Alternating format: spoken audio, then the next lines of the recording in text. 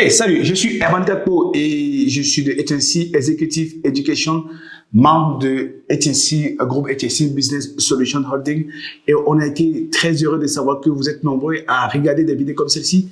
Nous sommes en train de mettre plus de 1000 vidéos, extraits de claquage digital, extraits de Executive Leadership Workshop, des cours parfaits qu'on mettra sur cette chaîne YouTube pour vous. Et si vous ne voulez absolument rien rater, vous savez ce que vous avez à faire, bien, vous vous abonnez juste là, et vous ne raterez aucune de nos 1000 prochaines vidéos que nous mettrons sur cette plateforme pour vous. On se parle très vite.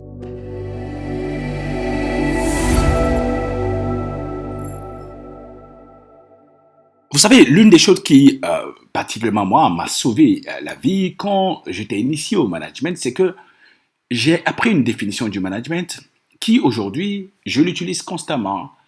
Eh bien, il va de soi que la plupart de mes collègues et de mes collaborateurs autour de moi ne me comprennent pas quand j'utilise cette approche-là. L'approche projet est tellement très importante pour moi parce que c'est la seule façon pour le manager de démontrer du résultat, d'avoir de l'impact. D'avoir de l'impact surtout critique. Et de démontrer clairement qu'il est en train de changer les choses, d'améliorer les choses, de faire évoluer les choses. Un jour, un manager a été nommé à son poste et je lui ai posé la question suivante. Qu'est-ce que tu prévois de faire? Depuis que tu es là, qu'est-ce que tu as voulu apporter comme amélioration? Quelle est la touche particulière que tu as voulu apporter? Il m'a dit non. Quand on m'a recruté, on m'a dit quel était mon travail, donc il était question pour moi de faire du chiffre d'affaires. J'ai dit ok. Est-ce que la même chose n'avait pas été demandée à celui qui était là avant toi? Il a dit oui, bien sûr. Mais qu'est-ce que tu prévois faire de façon exceptionnelle et particulière? Qu'as-tu fait jusque-là? As-tu vérifié si tu l'as fait? Est-ce que tu es en train d'atteindre les objectifs qui sont attendus de toi? Il dit non, c'est parce que j'y arrive pas que je suis venu te voir, pour que tu puisses me coacher. Il dit naturellement. Mais j'essayais de voir, est-ce que jusque-là tu manages? Est-ce que jusque-là tu as une approche structurante qui a pour objectif de laisser de l'empreinte, de démontrer de la signifiance, d'avoir des résultats significatifs? Est-ce que jusque-là tu as travaillé pour t'assurer de ce que tu délivres constamment les résultats qui sont attendus de toi et que lorsque tu ne les délivres pas, tu te poses la question suivante. Qu'est-ce qui m'empêche d'y arriver? Qu'est-ce que je dois faire pour y arriver? Qu'est-ce que les meilleurs font pour y arriver et que je dois absolument intégrer pour avoir de meilleurs niveaux de résultats? Cela alors va te conduire à faire ce que le manager doit faire, c'est-à-dire 1. Prévoir ce qu'il a à faire. 2.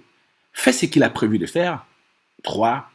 Vérifier s'il a fait ce qu'il a prévu de faire. Et ensuite, se demander quelle touche supérieure il peut apporter. Vous êtes d'accord avec moi que normalement, la plupart des managers qui font du day-to-day, ils prévoient ce qu'ils vont faire aujourd'hui. Ils font ce qu'ils ont fait aujourd'hui. Ils vérifient si ils ont fait.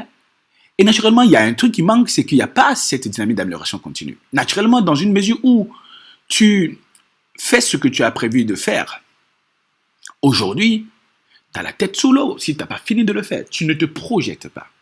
Or, la capacité à se projeter est ce qui fait la différence entre les exécutants et le manager. Le manager est supposé donc superviser un dispositif et voir quelles sont les optimisations qu'il faut apporter au dispositif. Il vérifiera alors quel est le plan pour aller sur le terrain, quel est le plan de déploiement, qu'est-ce qu'il faudra faire avant quoi, qu'est-ce qui doit être exécuté avant quoi. Quel est l'enchaînement précis, donc, du coup, des différentes actions pour être sûr de ce qu'à la fin de la journée, on va arriver à une réalisation optimale des performances et des résultats attendus. Ok, magnifique. Vous êtes en train d'adorer cette vidéo, mais vous savez quoi? On a un bonus pour vous. Vous allez juste cliquer en bas là. Il y a un e-book, un cadeau spécial qu'on a mis à votre disposition, un test ou une checklist. Vous cliquez juste et vous allez en profiter en plus de regarder cette vidéo jusqu'à la fin et bien sûr de vous abonner. Mais ce qui se passe, c'est que la plupart des gens travaillent par instruction.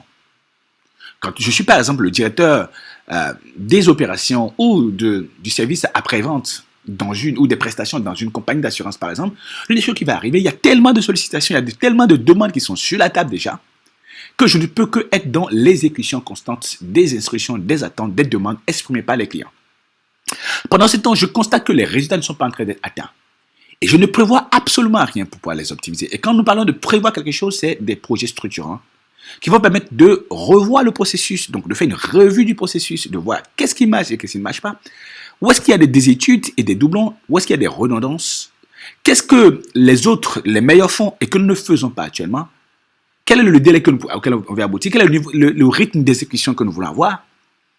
Et donc, prévoir alors de le faire, élaborer un plan pour pouvoir intégrer les améliorations, vérifier qu'on a intégré les améliorations avec du résultat et lister des next steps ou de nouvelles améliorations qu'on va apporter. Vous voyez que dans une mesure comme celle-là, on ne commence pas à manager. La plupart des managers sont des exécutants parce qu'ils n'ont pas l'approche projet.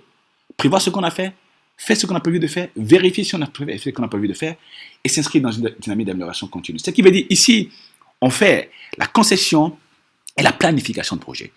Ici, on fait la mise en œuvre de projet. Ici, on fait l'évaluation, le monitoring, évaluation de projet. Et naturellement, ici, on identifie des next steps, des projets suivants qui vont permettre alors d'améliorer donc du coup la situation, les résultats, les systèmes dont on a hérité. Alors, quand nous parlons donc de revenir au rôle du manager, vous voyez, l'approche projet est au cœur du rôle du manager. Au cœur du rôle du manager. Le manager est là pour optimiser le dispositif. Le manager est là pour pouvoir améliorer constamment. Pour certifier, renforcer les leviers de garantie du résultat. Et c'est quand il a mis ceci en place que les collaborateurs alors viennent au niveau de faire ce qu'on a prévu de faire pour recevoir des instructions, pour recevoir des pas d'action, pour avoir des tâches précises à engager, lesquelles tâches, lorsqu'elles sont engagées, permettront alors d'améliorer les résultats globaux et de permettre au manager de faire son résultat. Et lui sera là constamment derrière pour être en train de vérifier et puis ensuite il va passer au next step pour dire qu'est-ce qu'on peut faire d'autre, qu'est-ce qu'on peut améliorer d'autre, qu'est-ce qu'on peut intégrer d'autre en termes de bonnes pratiques, en termes d'outils, de méthodes et quel temps ça va prendre et quelle action il faudra engager pour ça. Donc c'est ça l'approche projet. Et l'approche projet, c'est revenir vraiment, comme vous le voyez, aux fondamentaux du management.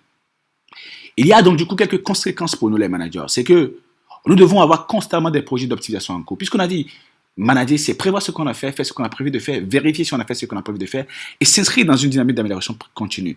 Alors, si on est dans cette dynamique d'amélioration continue, si on a constamment des projets d'optimisation en cours, nous n'allons plus constater les goulots d'étranglement et en devenir des victimes. Nous saurons très clairement qu'est-ce qu'on va faire prochainement pour éliminer telle chose. On a un projet en cours qu'on est en train de mettre en œuvre pour pouvoir éliminer ou optimiser. Nous devons naturellement être en train constamment en train d'optimiser le système. Pourquoi, par exemple, lorsque une personne met en place un hôtel, cette personne, surtout en Afrique, on constate que les gens mettent en place des hôtels et ils n'ont pas un dispositif d'amélioration continue. Ils n'ont pas de temps en temps des projets de rénovation, des projets de mise à niveau, des projets de restructuration, des projets d'optimisation. Et comme ils n'ont pas ça, eh bien, l'hôtel vieillit, ça se désemplit.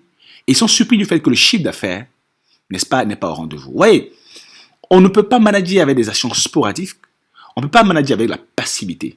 On doit manager avec engagement. On doit manager activement. Si, comme vous le voyez, nous devons être en train, si nous voulons adopter l'approche projet, nous devons en tant que manager nous arrêter régulièrement pour vérifier les dispositifs, pour vérifier est-ce qu'on est en train d'avoir les résultats, pour vérifier là où on n'est pas en train d'avoir les résultats, quelles sont donc les actions d'optimisation pour pouvoir avoir des résultats. Et quand on est dans ce cycle constant, on adopte l'approche projet et nous verrons alors donc comment il faut concevoir les projets, comment il faut les mettre en œuvre, comment il faut mobiliser, comment il faut les évaluer et quel outil précis utiliser à chaque étape. Mais dans cette première partie, dans ce premier module, il est vraiment important que nous puissions, n'est-ce pas, embrasser ces premiers aspects-là au niveau de l'état d'esprit, au niveau de ce shift que nous, les managers, on doit faire pour être sûr qu'on va délivrer du résultat en tout état de cause et à tous les coups. On se retrouve dans la suite. Oh, magnifique. Je suppose que vous avez adoré la vidéo que vous venez de regarder. Et pourquoi est-ce que vous allez rester juste sur ça? Il y a juste une autre vidéo là. Vous cliquez juste et vous pouvez commencer par adorer nos contenus pour changer votre façon d'être et de faire, développer votre potentiel et améliorer vos résultats. On se parle très vite.